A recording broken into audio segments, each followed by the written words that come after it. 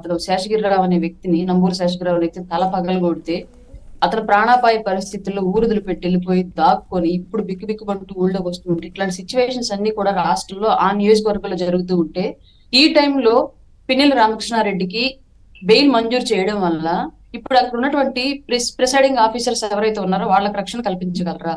Police యంత్రాంగానికి రక్షణ కల్పించగలరా? స్థానికంగా ఉన్నటువంటి ఆపోజిట్ పార్టీ లీడర్లకు రక్షణ కలిగించగలరా? వీళ్ళెవరికి థ్రెట్టింగ్స్, బెదిరింపు కాల్స్ రావని కానివ్వండి, వీళ్ళెవరిని ప్రాణాలని తీసే పరిస్థితుల్లోకి వెళ్ళవని కానివ్వండి, అంటే మళ్ళీ గొడవలు జరగవని కానివ్వండి, ఎలాంటి చర్యలు చేపట్టారు? ఈ ప్రభుత్వం అంత స్థాయిలో రక్షణ ఇవ్వగలిగిద్దా? ఒక పక్క పోలీస్ యంత్రాంగం ఉంటేనే బూతుల్లోకి వెళ్లి ఆ రకంగా అవన్నీ పగలగొట్టేసి ప్రతిపక్ష నాయకుల మీద దాడులు చేసిన వ్యక్తులు ఇప్పుడు మళ్ళీ సవ్యంగా కౌంటింగ్ అనేది జరగనిస్తారా? స్ట్రాంగ్ రూముల దగ్గర ఉన్నటువంటి భద్రతా సిబ్బంది దగ్గరికి అలజడులు చేయరని చెప్పేసి గ్యారంటీ ఏమైనా ఉందా? ఇన్ని సంఘటనలు జరిగే అవకాశాలు ఉంటే అక్కడ పరిస్థితి చూస్తూ కూడా ఎక్కడా జరగని విధంగా, ఈవెన్ రాయలసీమలో కూడా జరగని విధంగా మాచర్లలో ఆ స్థాయిలో హింస చెలరేగలాగా చేస్తే పిన్నెల్లి రామకృష్ణారెడ్డి అండ్ టీం అందరూ కలిసి ఈ టైంలో ఆయన్ని కౌంటింగ్ వరకు లోపల ఉంచకుండా బయట ఉన్న వాళ్ళకి భద్రత కల్పించే విధంగా ఇప్పుడు వదలడం అనేది నిజంగానే ఇది న్యాయ వ్యవస్థలో లోపాలు ఈ స్థాయిలో ఉన్నాయని చెప్పి చెప్పుకోవడానికి ఆస్కారం కలిగిస్తుంది. న్యాయ వ్యవస్థలో తప్పు పట్టట్లేదు మేము, లోపాలు ఉన్నాయి కాబట్టి ఇట్లాంటివన్నీ జరుగుతున్నాయని చెప్పేసి భావిస్తున్నాం 100%.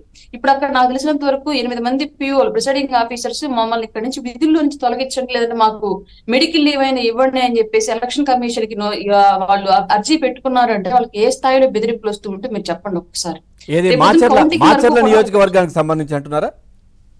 అవునండి, మాచర్ల నియోజకవర్గానికి సంబంధించి ప్రిసైడింగ్ ఆఫీసర్స్ 8 మంది ఎలక్షన్ కమిషన్ కి అర్జీ పెట్టుకున్నారు. మాకు దయచేసి మెడికల్ లీవ్ ఇవ్వండి, మేము వెళ్ళిపోతాం, బెదిరింపు కాల్స్ తీవ్ర స్థాయిలో వస్తేనే మాకు ప్రాణాలలో భయం కలుగుతుంది మాకు అని చెప్పేసి వాళ్ళు అర్జీలు పెట్టారు. ఇవాళ ఉదయం న్యూస్ కూడా వచ్చింది దానికి సంబంధించి.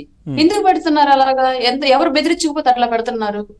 అట్లాంటి పరిస్థితులు రాష్ట్రంలో ఆ నియోజకవర్గంలో ఉంటే ఈ పిన్నెల్లి రామకృష్ణారెడ్డిని వాళ్ళ బయటకు వదలటం అంటే ఖచ్చితంగా ఒక క్రూర మృగాన్ని వెళ్ళి హింస చేస్తారా, నువ్వు చంపేసి వచ్చేసి తర్వాత పెడతావు నిన్ను బోన్లు అన్నట్లే ఉంది కదా. రావట్లేదు కదా, ఎందుకు రావట్లేదు అంటారు? ఆ కోర్టు వెసులుబాటు కల్పించడానికి ఎక్కడ కనిపించట్లేదు, దొరకట్లేదు. ఆయన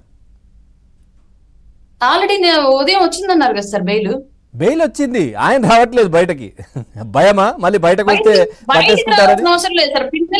పిన్నెల్లి రామకృష్ణారెడ్డి అనే వ్యక్తి బయటకు రాడు, ఎప్పుడు బయటకు రాడు. 6 సెంట్ల స్థలం కోసం అక్కడ ఒక గొడ్డెర సామాజిక వర్గానికి చెంది ఇద్దరు చిన్న ఆడబిడ్డలు ఉన్నటువంటి ఒక పేద వ్యక్తిని 6 సెంట్ల స్థలం రోడ్డు పక్కన ఉంది, అమ్మమంటే అమ్మను అన్నాడని చెప్పేసి చంపేశారు.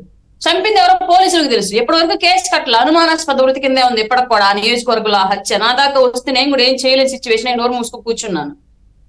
వెళ్ళి అక్కడ వాళ్ళు ఏం చేయలేదు అనమాట. అక్కడ ఇప్పటివరకు నేరస్తులు ఎవరు దొరకలా. ఇప్పటి వరకు అక్కడ చెలరేగిన హింస అంతట్లో కూడా పిన్నెల్లి రామకృష్ణారెడ్డి ఏం డైరెక్ట్ గా పాల్గొనడు.